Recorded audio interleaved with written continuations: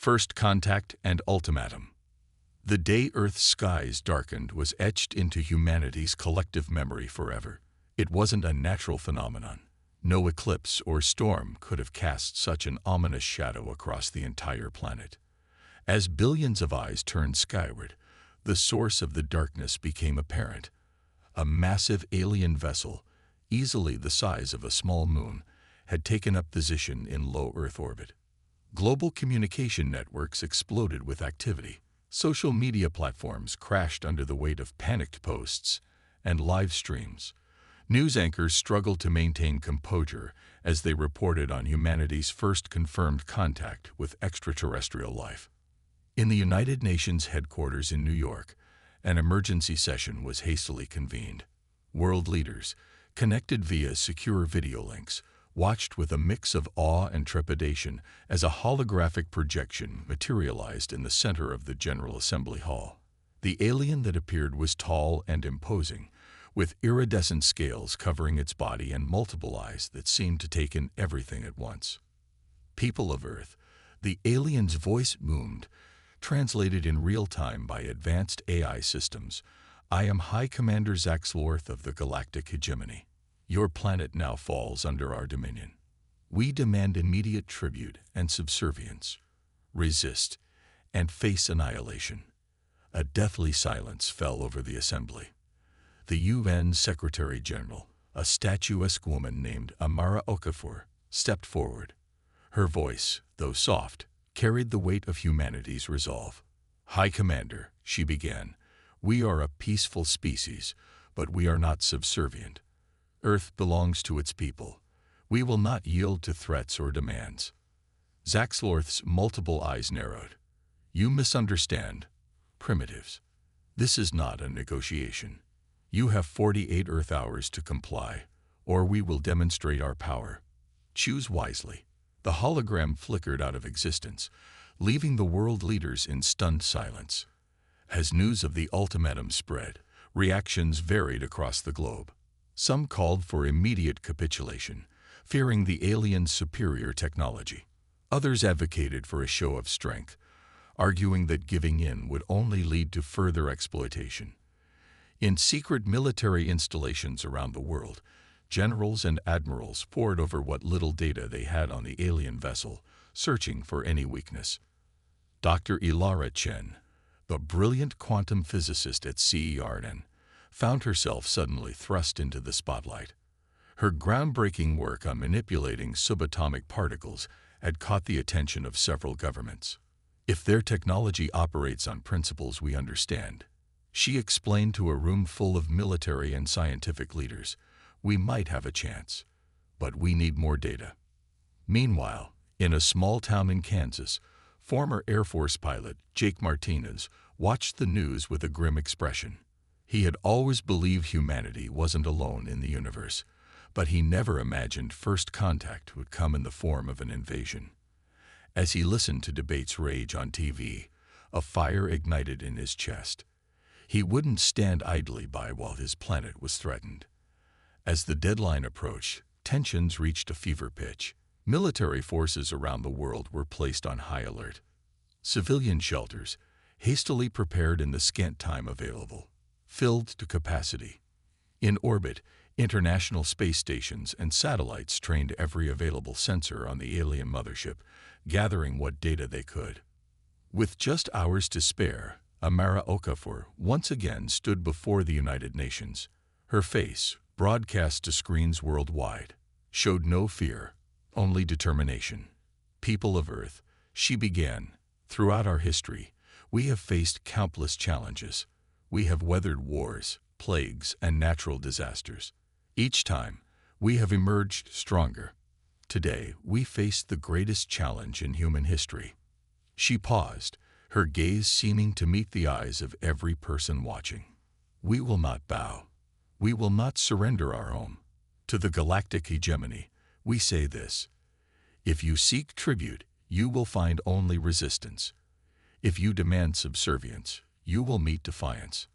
And if you threaten our world, a steely glint entered her eyes. You had better start running. As Okafor's words echoed across the planet, A surge of unity swept through humanity. Old rivalries were set aside. Borders became meaningless in the face of a common threat.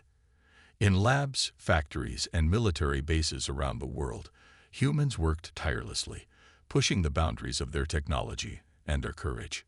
Dr. Chen's team at CERN made a breakthrough, identifying unique energy signatures from the alien ship. "It's not magic," she announced, her eyes gleaming with excitement.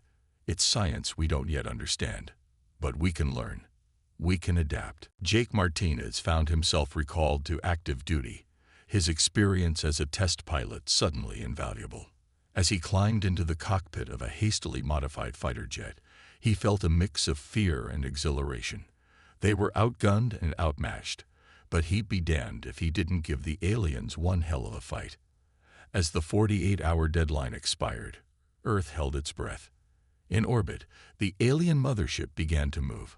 Smaller craft detached from its hull, descending towards strategic locations around the globe. But as they entered the atmosphere, they met not a cowering, subservient population, but a united human race standing defiant. Experimental weapons, based on the energy signatures Dr. Chen had identified, fired from hidden locations. Squadrons of fighters, led by pilots like Martinez, engaged the alien craft in aerial combat. On the ground, civilians and military personnel alike manned defensive positions, ready to fight for every inch of their home. The battle that ensued would be remembered for generations as Earth's Defiance Day. Against all odds, humanity held its ground. Alien craft fell from the sky, their advanced technology confounded by human ingenuity and sheer determination. The mothership, clearly unprepared for such fierce resistance, began to retreat. As the alien forces withdrew, a cheer went up around the world. Humanity had faced its greatest threat and emerged unbroken. But even as they celebrated, Earth's leaders knew this was only the beginning. The galactic hegemony would return, and next time, they would not underestimate the human spirit. In the aftermath of the battle, Amara Okafor once again addressed the world. "Today, we have shown the universe what it means to be human," she declared. "We have demonstrated our courage, our unity, and our unwavering will to survive. But our journey is far from over. The stars are no longer a distant dream. They are a frontier we must explore and, if necessary, defend." As the sun set on Earth's first interstellar conflict, a new era dawned for humanity. The threat of the galactic hegemony loomed on the horizon, but with it came an unprecedented opportunity. United as never before, with a fierce determination to safeguard their home and forge their own destiny among the stars, humanity looked to the future not with fear, but with hope and resolve. The message to the cosmos was clear. Humanity would not kneel. Humanity would not cower. And any force that threatened Earth had better watch out, because humanity was coming for them. Preparing for war. In the months following Earth's defiant stand against the galactic hegemony, a new sense of purpose gripped the planet. The brief but intense battle had proven that humanity could hold its own against advanced alien technology, but it had also exposed critical weaknesses in Earth's defenses. As the dust settled, world leaders, scientists, and military strategists gathered to forge a plan that would ensure humanity's survival in a suddenly much larger and more dangerous universe. The Global Defense Initiative, GDI, was formed, a collaborative effort that transcended old national boundaries.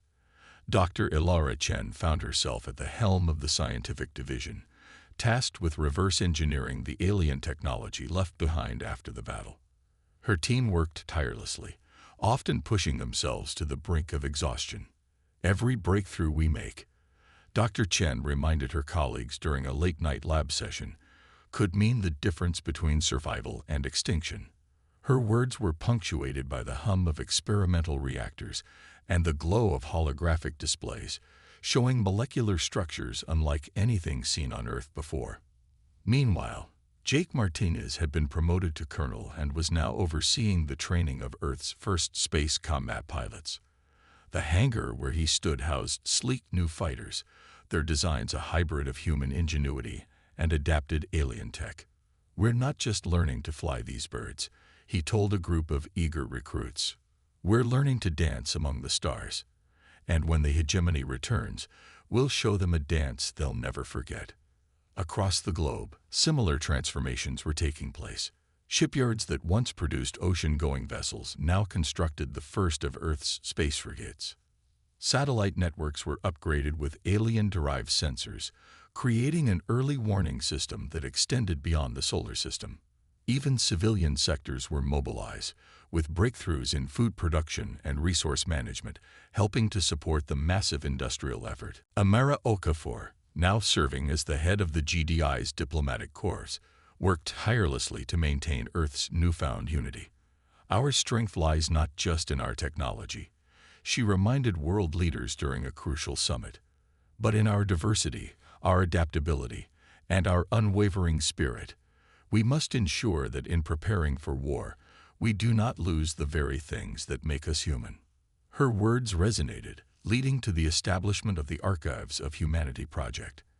As defensive preparations continued, teams of historians, artists, and cultural experts worked to preserve the best of human culture and knowledge. Massive underground vaults were constructed, filled with seeds, artworks, and records of human achievement. "No matter what happens," Okafor declared at the project's unveiling, "the human spirit will endure." 6 months after the first attack, a breakthrough came from an unexpected source. A young hacker named Zara Khan, working from a makeshift computer lab in Mumbai, managed to decrypt part of the alien communication signals captured during the battle. Her discovery led to a flurry of activity as linguists and cryptographers raced to understand the hegemony's language and codes. "It's not just about understanding their words," Zora explained to Dr. Chen and Colonel Martinez during a high-level briefing. "It's about understanding their thought processes, their strategies. Every bit of information we glean is a potential advantage." As Earth's first year of interstellar awareness drew to a close, the planet had undergone a transformation that would have seemed impossible just months before. Gleaming cities now sported energy shields, their skylines dotted with defense turrets that could track and destroy incoming threats. In orbit, the first of Earth's space stations took shape, serving as both a defensive platform and a launching point for deeper space exploration. But the changes weren't just technological. A new sense of global identity had emerged. Children in schools across the world now learn not just the history of their own countries, but the history of humanity as a whole. Cultural exchanges flourished as people sought to understand and appreciate the full tapestry of human experience. Yet even as humanity united and prepared, questions lingered.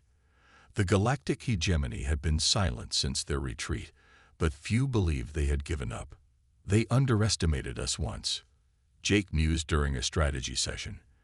"They won't make that mistake again." Dr. Chen nodded in agreement, "which is why we can't afford to underestimate them either.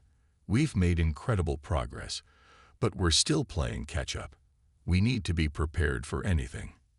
As if in answer to their concerns, alarms blared across the GDI headquarters.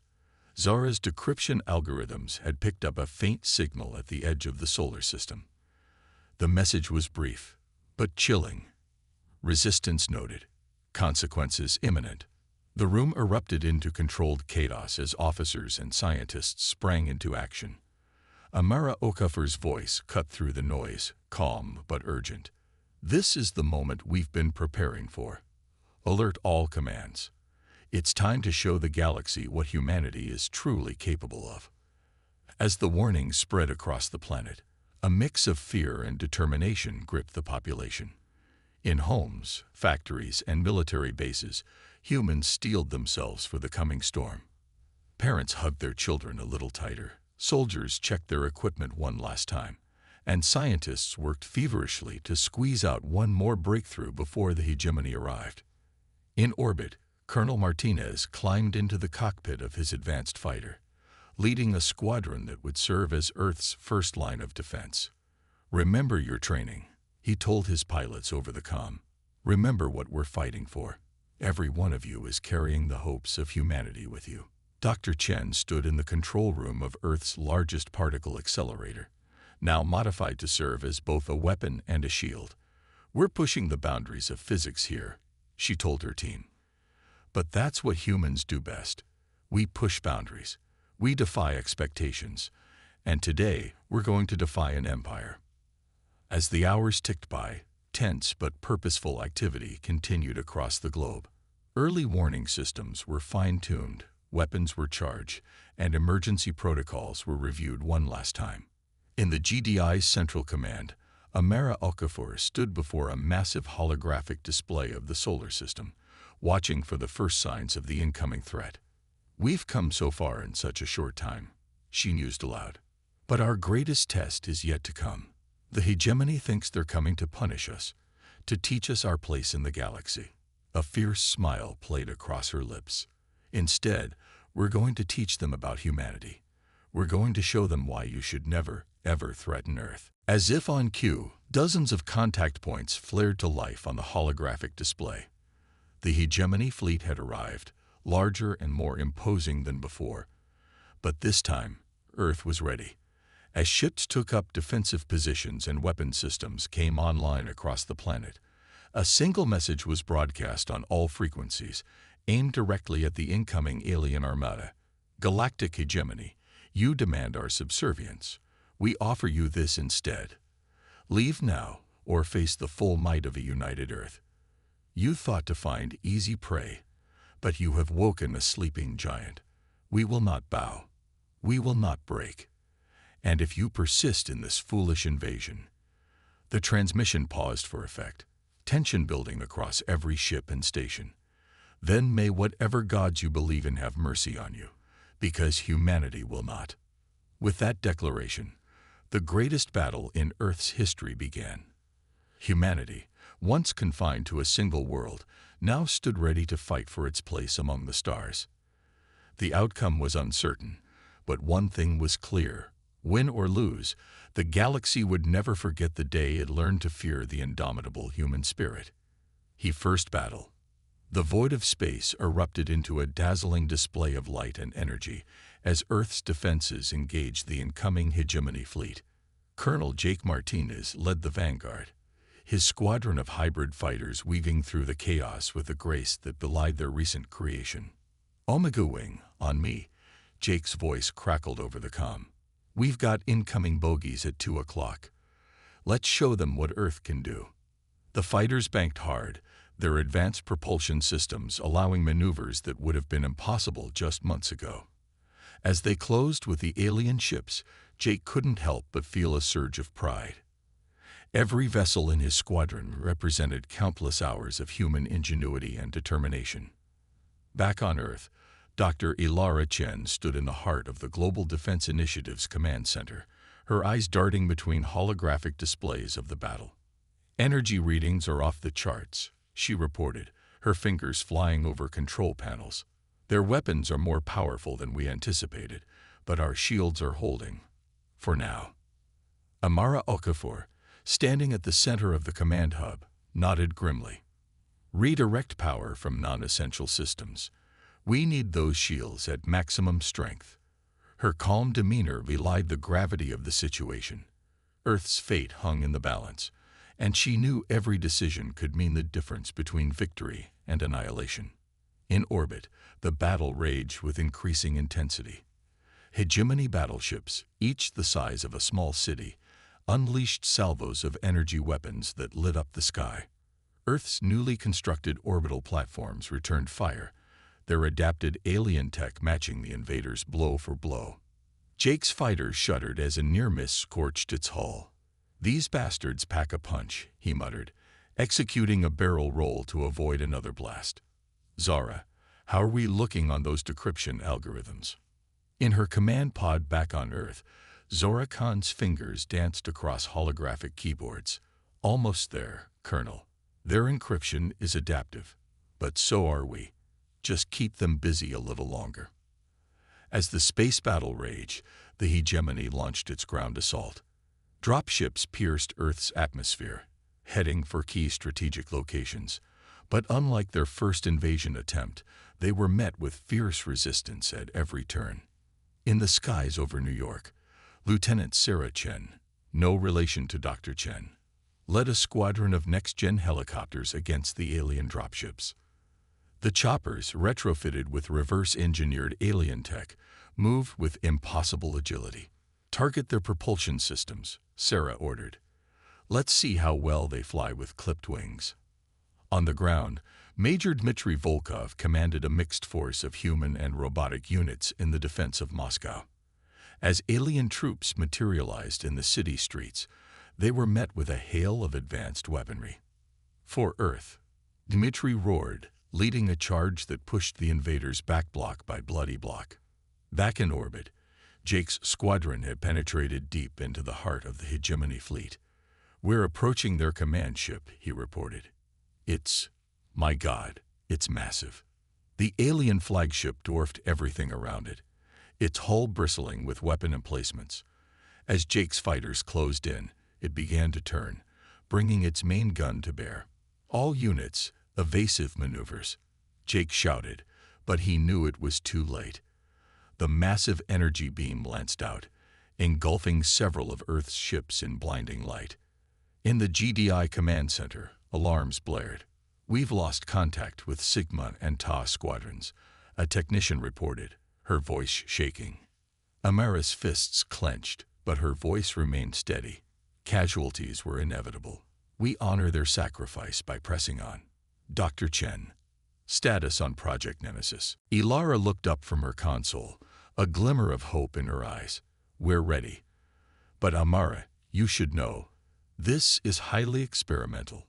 The risks are necessary," Amara finished. "The alternative is extinction. Colonel Martinez, clear your forces from Sector 7 Alpha. It's time to unveil our trump card." In space, Jake received the order with mixed emotions. "You heard the lady," he told his remaining pilots. "Fall back to Rally Point Bravo. Whatever's coming, we don't want to be in its way." As the Earth forces retreated, a massive portal began to open near the moon. From it emerged a ship unlike anything seen before, a perfect fusion of human creativity and alien technology. "This is Captain Yuki Tanaka of the EFS Nemesis," a new voice announced on all channels. "We're here to even the odds." The Nemesis moved with impossible speed for its size, its weapon systems coming online with a fury that caught even the hegemony by surprise. Beams of concentrated energy lanced out, slicing through alien ships as if they were made of paper.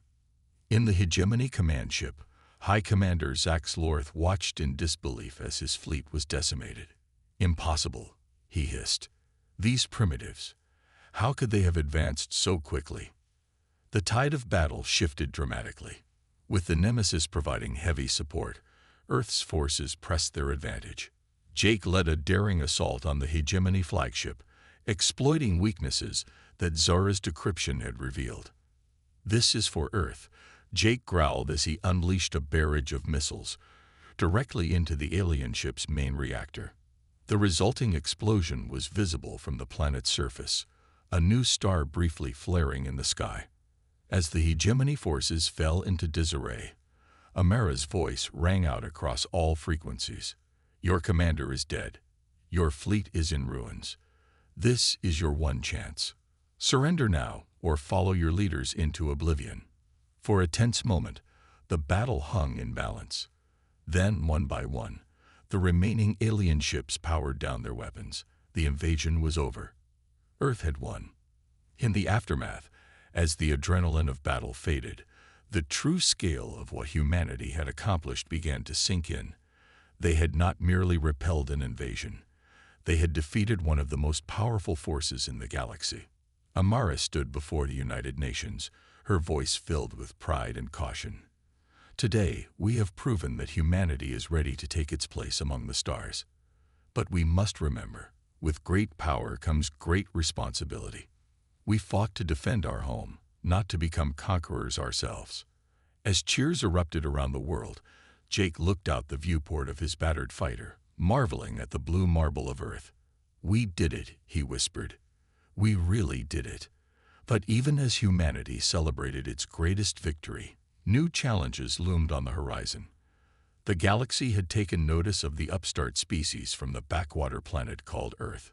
Some watched with fear, others with interest, and a few with budding respect. The battle was over, but humanity's journey to the stars was just beginning, and the universe would never be the same. Galactic allies and enemies. In the years following Earth's stunning victory over the galactic hegemony, humanity's reach extended farther into the cosmos. The EFS Nemesis, under the command of Captain Yuki Tanaka, led Earth's first official expedition beyond the solar system. As they ventured into the unknown, the crew carried with them the hopes and dreams of their entire species. Captain's Log, Stardate 2045-127. Yuki's voice echoed through the ship's database. We've entered the Proxima Centauri system, the first humans to witness an alien sun up close. The significance of this moment, it's overwhelming. Dr. Ilara Chen, now serving as the ship's chief science officer, stood beside Yuki on the bridge. Her eyes sparkled with excitement as she studied the readouts. Captain, I'm detecting artificial structures on the third planet. We're not alone out here. The revelation sent shockwaves through the crew and back to Earth. Humanity had defeated one alien threat, but the galaxy, it seemed, was teeming with life. As the Nemesis approached the planet, they were hailed by the local inhabitants, the Centauri, a peaceful race of bioluminescent beings. Unlike the hegemony, the Centauri greeted the humans with curiosity and warmth. Ambassador Xylo, the Centauri leader, welcomed the Earth delegation to their capital city. We have long wondered when we might meet our stellar neighbors. Xylo's thoughts resonated in the humans' minds. Your arrival marks a new era for both our peoples. Back on Earth, Amara Okafor, now serving as the Secretary General of the United Nations, addressed the world. The Centauri Alliance offers us not just friendship, but a gateway to a larger galactic community. We must approach this opportunity with open minds and careful consideration. Not everyone shared Amara's optimism. Colonel Jake Martinez, promoted to general after the Hegemony War, voiced his concerns during a high-level meeting. We can't forget the lessons of the past. The galaxy isn't all friendship and rainbows. We need to be prepared for threats we haven't even imagined yet. As if to prove Jake's point, the Nemesis soon encountered another alien race, the Vexkar, a warlike species that viewed all other life forms as potential conquests. The ship narrowly escaped a surprise attack, bringing word of this new threat back to Earth. Zara Khan, now heading Earth's Xeno-Intelligence Division, pored over the data from the encounter. The Vexkar make the hegemony look like amateurs, she reported grimly. They're not interested in tribute or subjugation. They want annihilation. The news galvanized the global community. Earth had tasted freedom among the stars. They weren't about to let it be snatched away. The Global Defense Initiative expanded its operations, constructing a fleet of starships and establishing colonies on nearby habitable worlds. Dr. Chen led a team of scientists in pushing the boundaries of human knowledge, incorporating insights from both Centauri wisdom and captured Vexkar technology. Every discovery brings us closer to understanding our place in the universe, she explained during a breakthrough presentation. And with understanding comes the power to shape our destiny.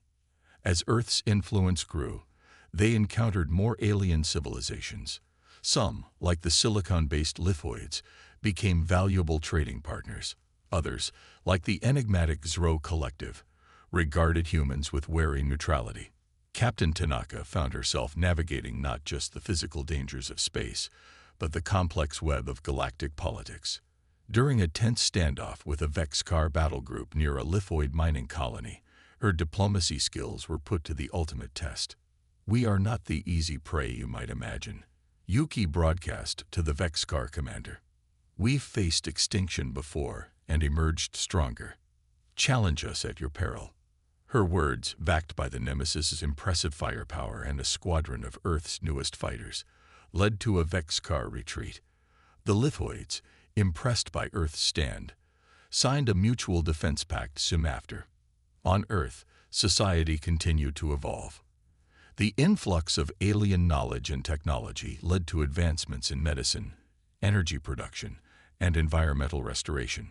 Cities grew cleaner and more efficient, while terraforming projects began to heal the scars left by centuries of pollution. But with progress came new challenges. Some fringe groups advocated for human supremacy, fearing the influence of alien cultures. Others pushed for rapid expansion, arguing that humanity needed to claim its territory before it was too late. Amara found herself walking a delicate line, promoting cooperation while maintaining Earth's independence. We must remember the core of what makes us human, she reminded the world during a crucial address. Our compassion, our creativity, our unyielding spirit. These are the qualities that will guide us as we take our place among the stars.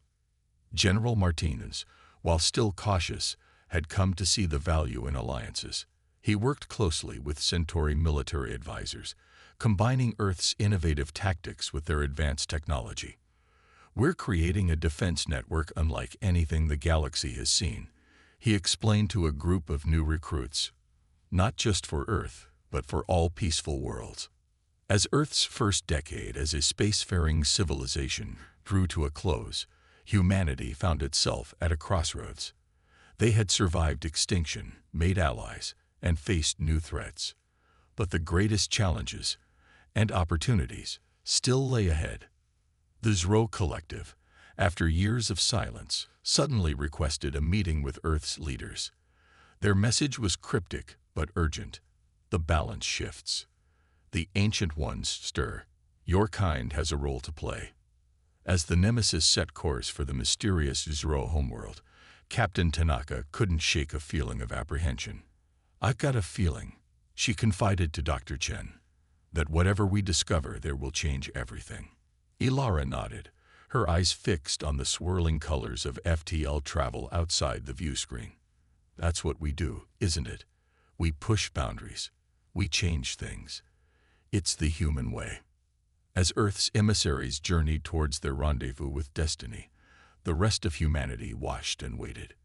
In labs and factories, in homes and schools, on colony worlds and space stations, humans looked to the stars with a mixture of hope and determination. They had come so far, but their greatest adventure was just beginning. Whatever challenges the universe had in store, humanity was ready to face them head-on, for they had learned the greatest lesson of all. Together, united in purpose and spirit, there was nothing they couldn't achieve. The galaxy had better be ready. Humanity was here to stay. The final showdown. The EFS Nemesis dropped out of FTL on the fringes of Zro space, a region of the galaxy shrouded in mystery and whispered legends. Captain Yuki Tanaka stood on the bridge, her usually calm demeanor betraying a hint of tension. Status report, she commanded, her eyes fixed on the swirling anomaly ahead. Dr. Ilara Chen's fingers danced across her console. The Zro homeworld is unlike anything we've encountered, Captain. It seems to exist in a state of quantum flux. Our sensors can barely penetrate its atmosphere. As the Nemesis approached, a transmission cut through the static. Emissaries of Earth, a chorus of harmonized voices echoed, "You stand at the precipice of a truth your kind has long sought. Enter and bear witness." With a shared look of determination, Yuki and Ilara led a small team to the planet's surface. What they discovered there would change the course of galactic history. The Zro, it turned out, were not merely another alien race, but the caretakers of an ancient legacy. They revealed the existence of the precursors, a long-vanished species that had seeded the galaxy with life eons ago. The precursors foresaw a great darkness. The Zro explained, their form shifting like liquid starlight, a force that threatens not just this galaxy, but the very fabric of reality. They left behind tools, weapons, and knowledge to combat this threat, but they also left a prophecy. Ilara leaned forward, her scientific curiosity piqued. What kind of prophecy? That a young race, born of strife and tempered by adversity, would rise to unite the galaxy against the coming storm. We believe that race is humanity. Back on Earth, the revelation sent shockwaves through society. Amara Okafor addressed a stunned United Nations. We have been called to action on a scale beyond imagination. The fate of not just our world, but countless others, rests in our hands. General Jake Martinez, listening from a military outpost on Mars, felt a familiar mix of pride and concern. "So, no pressure then," he muttered, already running combat simulations in his head. As humanity grappled with its newfound responsibility, the threat the precursors had foreseen began to materialize. At the edges of known space, entire star systems began to vanish, consumed by an encroaching void. The Vexkar, once bent on conquest, now fled in terror from the advancing darkness. Other races looked to Earth and its allies for leadership. Zara Khan, working tirelessly with a coalition of the galaxy's best minds, finally unraveled the nature of the threat. "It's not just a force," she explained during an emergency summit. "It's an entity. Ancient. Vast. It consumes reality itself to sustain its existence." "How do we fight something like that?" Jake asked, voicing the question on everyone's mind. Dr. Chen stepped forward, her eyes alight with the fire of discovery. "With this," she said, revealing a device that pulsed with otherworldly energy. "The precursors left behind the blueprints. We've spent months deciphering and constructing it. It's a key of sorts, a way to access the space between realities." "And what exactly do we do once we're there?" Amara asked, her voice steady despite the weight of trillions of lives resting on her shoulders. "We take the fight to it," Yuki said firmly, "on its own turf." The next weeks were a flurry of activity. Earth's shipyards worked around the clock, retrofitting the fleet with Dr. Chen's reality-phasing technology. Allies from across the galaxy contributed resources and personnel to the cause. As the day of reckoning approached, Captain Tanaka stood before the assembled crews. The Nemesis, now upgraded to serve as the flagship of this unprecedented armada, hummed with power behind her. "I won't lie to you," Yuki began, her voice carrying across the vast hangar. "What we're about to attempt has never been done before. We're going to pierce the veil between realities, confront a being of unimaginable power, and try to save not just our universe, but all of existence." She paused, looking out at the sea of faces, human and alien alike. "But I want you to remember something. We've faced impossible odds before. We've stared extinction in the face and refused to blink. We are the children of Earth, the heirs of the precursors, and the guardians of life itself. And we will not go quietly into the night." A roar of approval shook the hangar. As crews rushed to their ships, Jake approached Yuki. "Hell of a speech, Captain," he said with a grin. "Might make a proper Navy man out of you yet." Yuki smirked. "Just try to keep up, General." As the fleet assembled, Dr. Chen made final adjustments to the phase drive. "Once we activate this, there's no going back," she warned. "We'll be committed." Amara's voice came through the comm, broadcasting from Earth Command to every ship in the fleet. "The choice was made the moment we reached for the stars. Humanity has never shied away from a challenge. We won't start now. All ships, commence Operation Eternal Light." With a surge of energy that rippled across the fabric of spacetime, the fleet phased into the space between realities. What they encountered there defied description, a realm of pure chaos and infinite possibility. At the heart of it all waited the entity, a being of such immense power that merely perceiving it threatened to overwhelm the human mind. The battle that followed would be spoken of for eons to come. Ships darted through impossible geometries. Weapons fire warped the very nature of reality. At the center of it all, the Nemesis drove forward, carrying the weapon the precursors had designed. "We're not going to get another shot at this," Yuki shouted over the sound of reality itself groaning in protest. "All ships, converge on my position. We end this now." In a final, desperate maneuver, the combined fleet focused all their firepower on a single point, creating a momentary weakness in the entity's defenses. The nemesis surged forward, and Dr. Chen activated the precursor device. For a moment, all of existence held its breath. Then, with a flash of light that seared itself into the memory of every being present, it was over. The entity was gone, sealed away in a prison outside of time and space. The void that had threatened to consume all of reality began to recede. As the fleet phased back into normal space, cheers erupted across every ship. They had done it. Against all odds, life had prevailed. In the aftermath, the galaxy entered a new era of cooperation and exploration. With the precursor legacy as a guide, and humanity's indomitable spirit leading the way, the boundaries of science and understanding were pushed further than ever before. Amara, speaking before a united galactic council, summed up the journey that had brought them to this point. We began as children of Earth, afraid and alone in the cosmos. We faced trials that could have broken us, but instead, they forged us into something greater. Now we stand not just as humans, but as guardians of life itself. She looked out at the assembled representatives of 100 worlds and smiled. Our story is far from over.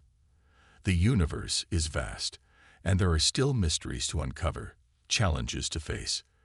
But we face them together, united in our diversity, strengthened by our experiences. For we have learned the greatest lesson of all, that in the face of darkness, life will always find a way. And as long as there are those who stand ready to defend it, to nurture it, to push it ever forward, the light of consciousness will never die. As the council chamber erupted in applause, Yuki, Jake, Ilara, and Zara shared a knowing look.